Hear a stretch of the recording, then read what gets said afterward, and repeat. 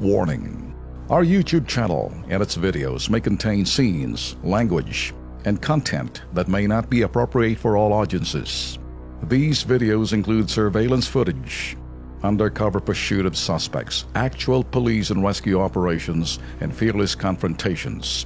If you do not approve of the content, please do not watch our videos. If you wish to continue, we strongly advise that you proceed with caution. Viewers' discretion is advised.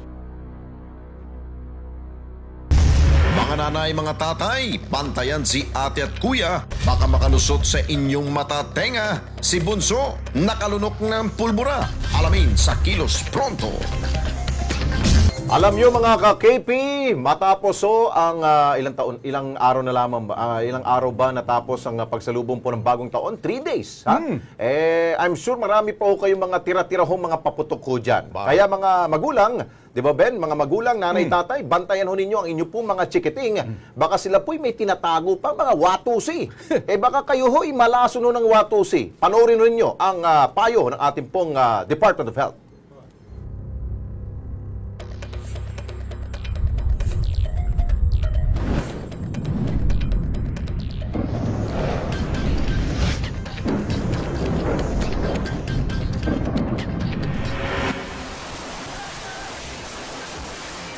Ayon sa Department of Health o DOH, bumaba sa higit 350 ang bilang ng mga naitalang biktima ng paputok sa pagsalubong sa 2017. Tinatayo may higit sa 60% ang ibinaba nito kumpara nung nakaraang taon. Pero sa bawat pagsalubong natin sa bagong taon, hindi nawawala sa listahan ang mga biktima ng mga paputok at pagkalason sa watusi o watusi ingestion. Madalas mangyari ito sa mga kabataan. Napag-alaman ng Department of Health kaya accidentally na i-ingest yung watusi. Either kasi sa pagtalsik niya, it comes into our food. And yung kumakain na food, hindi niya alam na na-contaminate na siya ng watusi.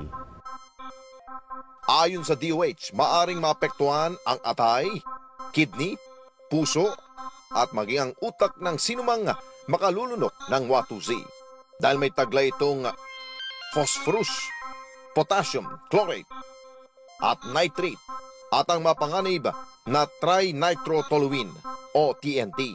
Kaya naman, laging nakabantay ang DOH sa mga posibleng kaso ng pagkalason sa watusi. Now, because it is corrosive, yung watusi, imagine kung malulun mo yun. Ang first aid mo rito is to protect yung gut mo so that it doesn't react yung chemicals doon. Paalala ng DOH, maging alerto sa mga sintomas sa pagkalason sa watusi. Nandiyan ang pananakit at paninigas ng tiyan, pagsusuka, diarrhea, kasama na ang pangangamoy, bawang na hininga.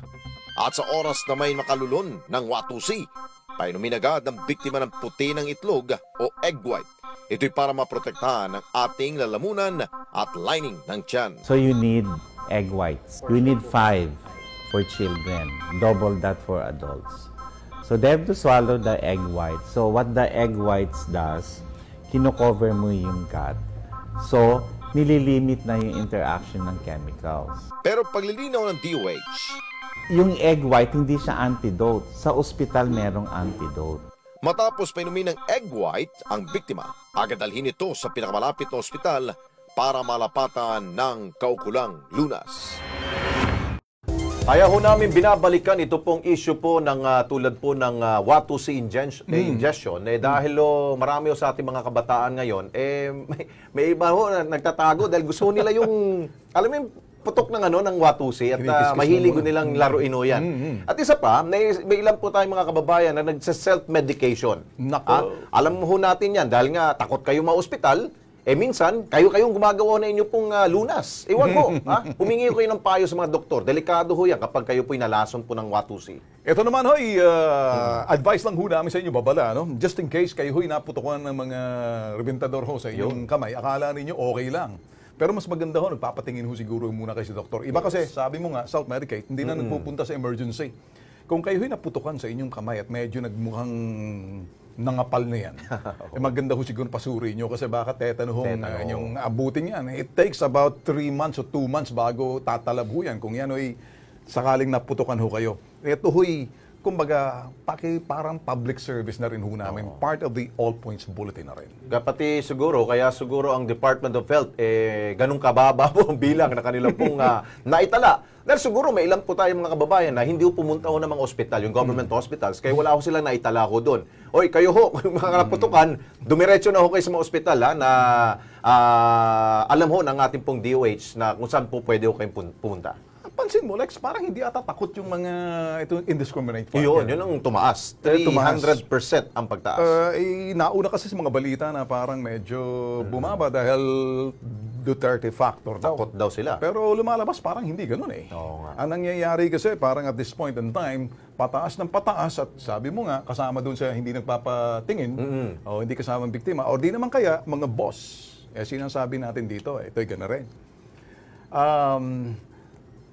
Kung hindi man ho natatakot yung iba dyan, siguro panahon na kinakailan matakot ho kayo. Tama. Oo. Minsan kasi hindi matatakot din. Alam mo bakit? Dahil nga sa epekto ho yan ng agua de pataranta. Yung gumagamit to ng indiscriminate firing, mga lango ho sa alak. Wala sa sarili. Ano kaya? Gawin natin iba na lang kaya natin liquor. Huwag, baka magalit maraming nagiinuman sa New Year, ha? Mario, dahilan kasi. Ayun.